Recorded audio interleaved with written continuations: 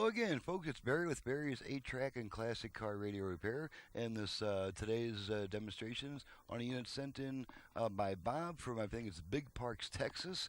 This is out of a 70 Challenger, or I'm sorry, 70 Barracuda, same type of unit basically, AM-8T, and this one's just been repaired to a standard stock. This one is a good candidate for that.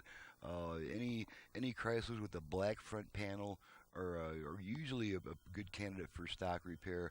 The chrome faces, I can't say that.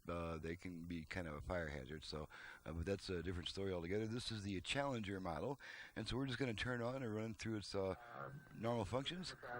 Main narrative devolved. And of course, we just have AM to test here, so it'll be kind of a short and sweet test. Community and the law enforcement community are supposed to be able.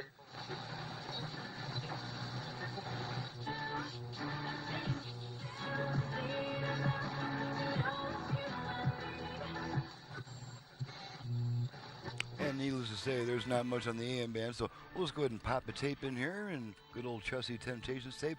And remembering that on these Chrysler models, these Challenger and Barracuda models, we need to press the tape in until it snaps, and then we want to move that end of the cartridge to the left as it kind of wants to pull it in a little bit off square. And it'll sound much better if you give it a little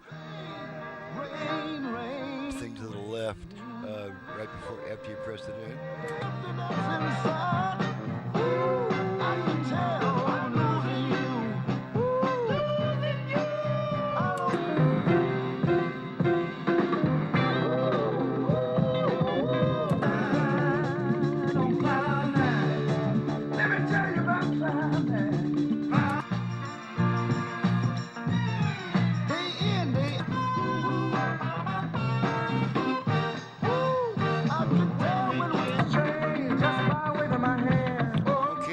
Eject the tape, we pull on this lever here, and it lets go of the tape, and then the radio comes back on.